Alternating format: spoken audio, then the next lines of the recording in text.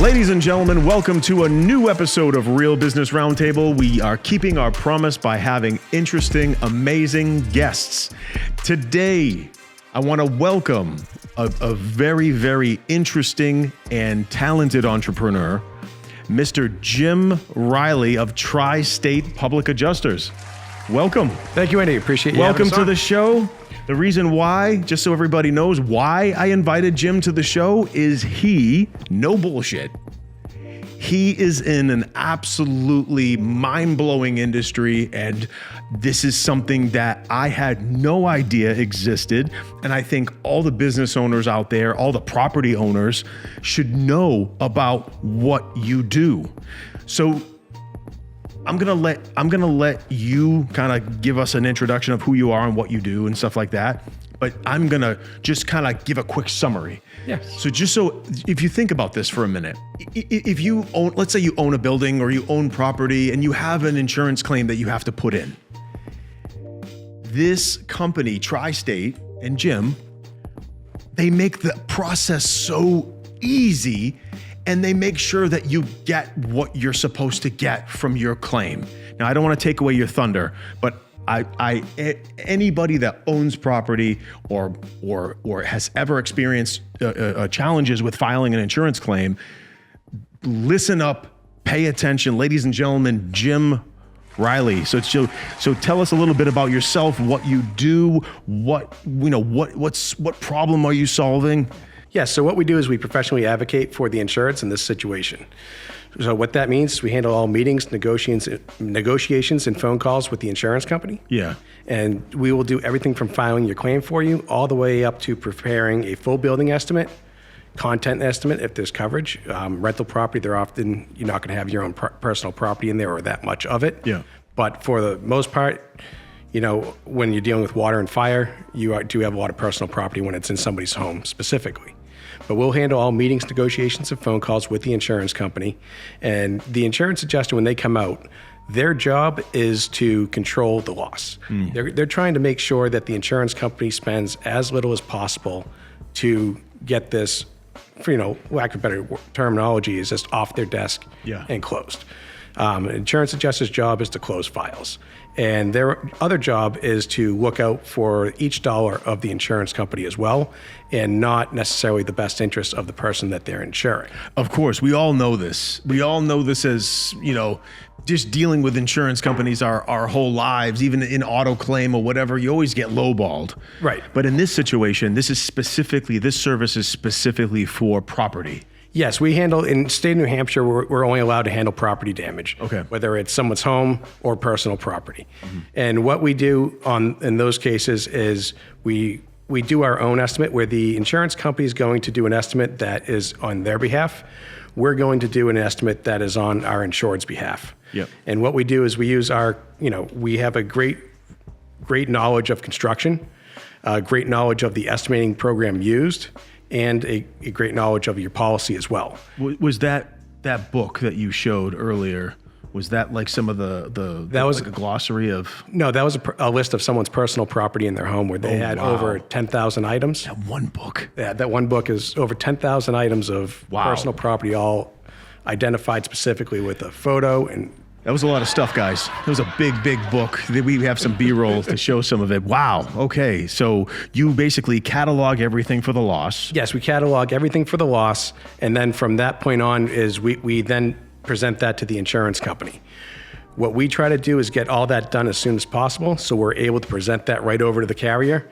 This way, theoretically, they have less work to do, and they can spend the time on what needs to be done, which is making sure that each one of the items is correct for our clients, and not, time spending, going through and itemizing stuff. Often they don't do that. You saw the book, we highlighted all those items. Mm-hmm. They missed, about 3/4 of the items that were in the people's homes, which is about $500,000 worth of content. So just so the audience knows, Jim was referred to me from a very, very, very happy customer or a client of mine that has been on the show, if you've seen Joe. And I met with Jim, and I was in awe. I was amazed as it related to what his company does. It's amazing to me because normally in my head I'm thinking, okay, if I have an issue with my insurance company and I file a claim, let's say it's even property damage or whatever, I'm thinking, okay, if I get any issues, I may have to contact an attorney to make sure that I'm not treated wrong or not compensated properly based on the transfers of risk, which is the whole reason why I bought insurance in the first place. So we all know that you buy insurance and you pay and you pay and you pay these premiums, and then when something happens, God forbid, they're sometimes not so easy to work with. We all know that, right? Right. I have always, to date, thought in the top of my head, if you have an issue, you got to contact an attorney.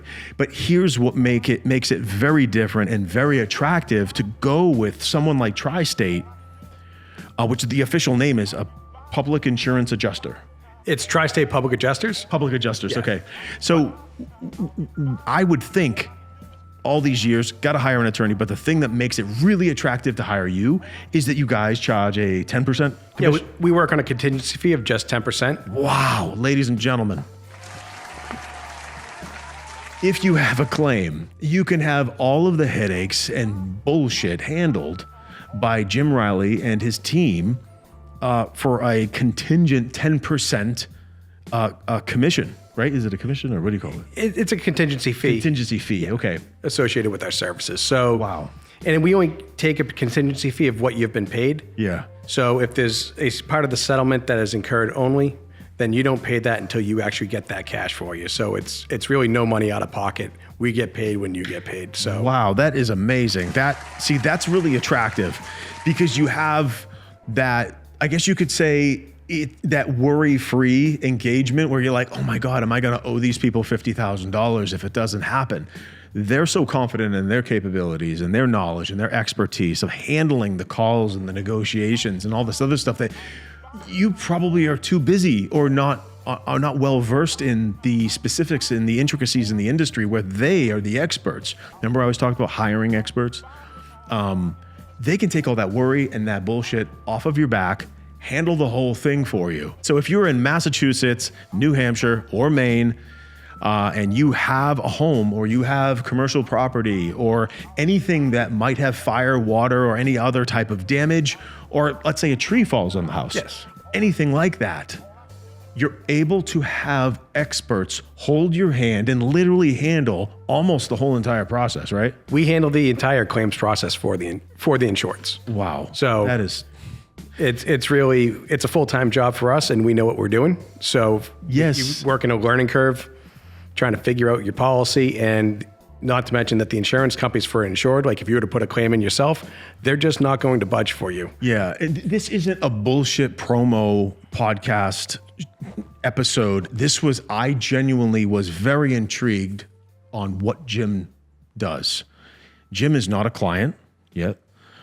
Jim did not pay us in any way. I felt that his line of business was so fucking amazing that he deserved a little bit of added attention, a little bit of a spotlight, because let's be real here.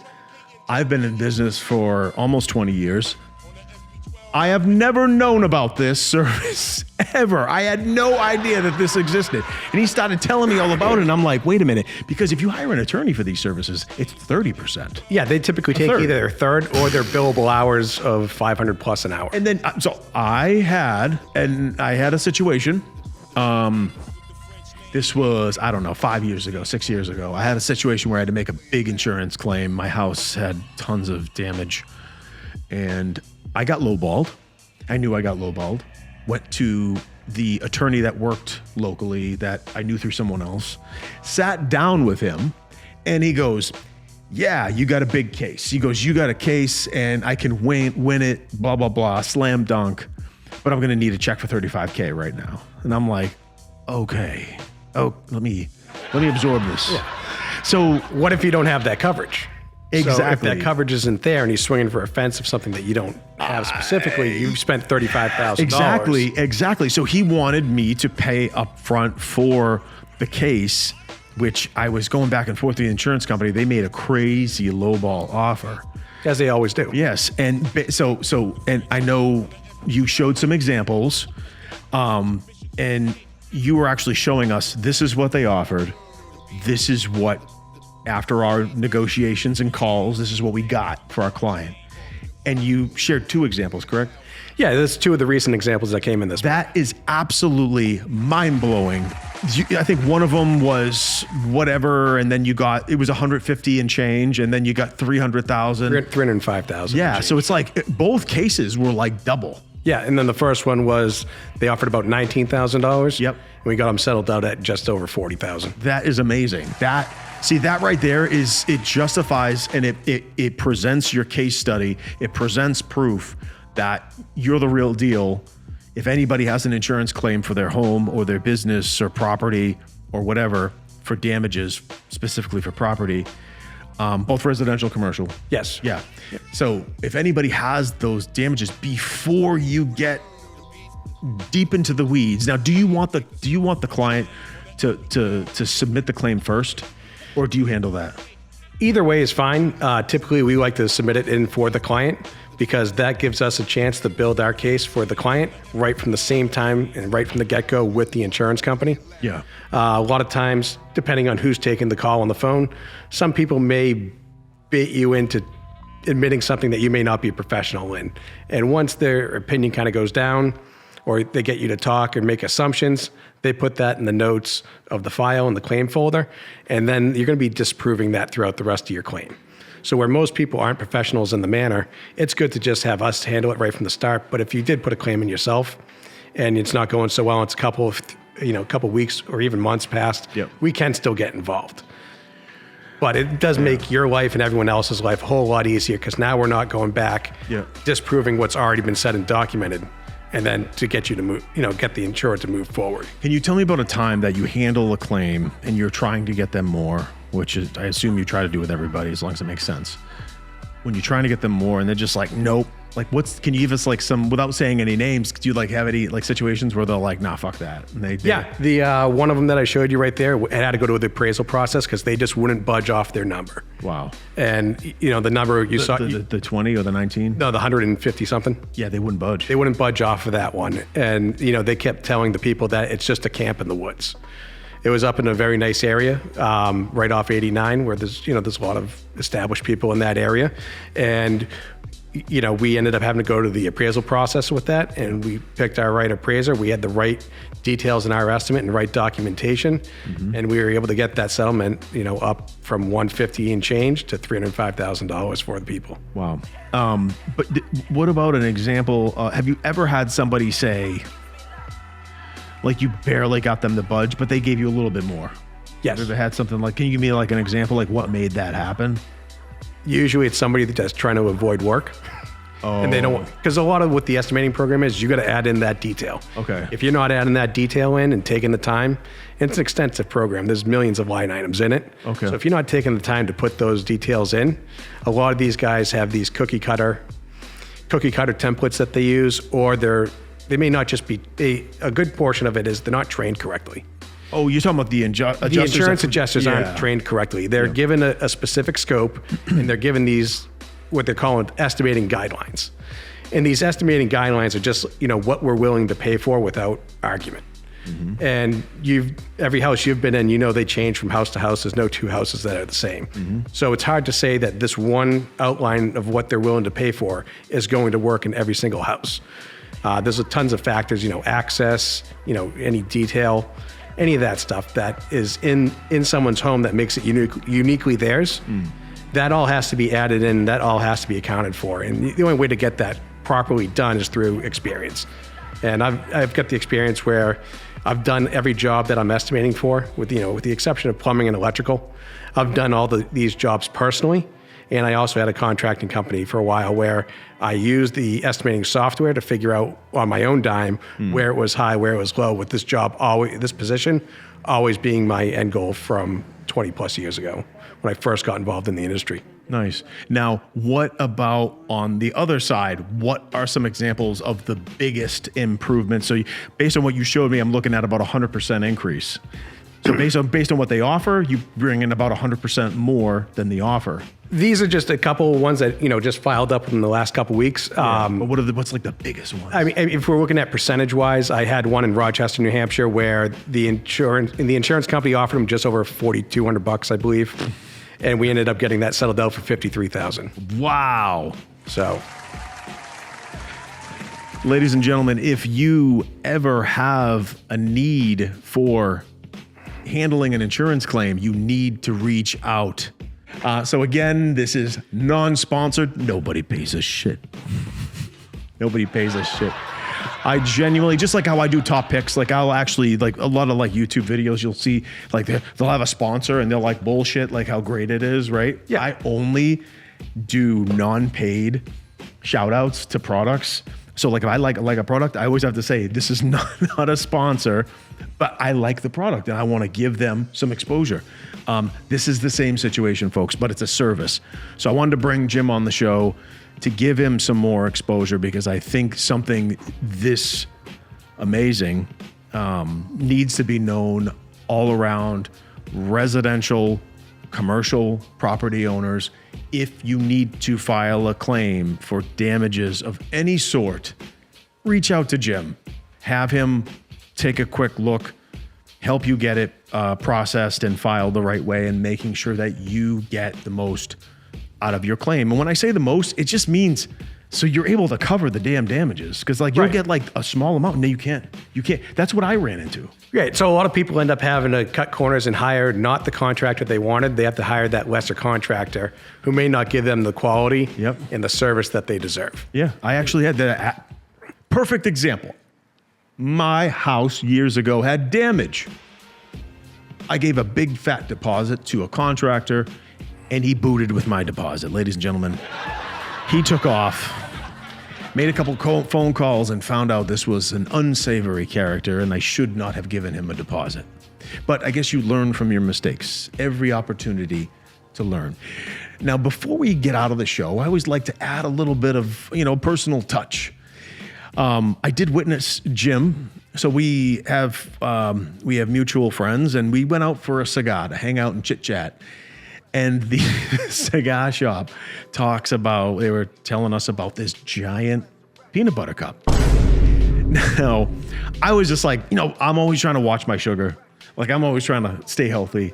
That's why you look the way you do and I look the way I do. So. I got some love handles that I got to work on. But here's the thing. I'll trade.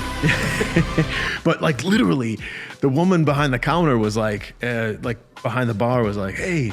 She's like, look at this chocolate covered apple. And then like, look at this big giant peanut butter cup. And I'm like, oh, hey, I'm all set.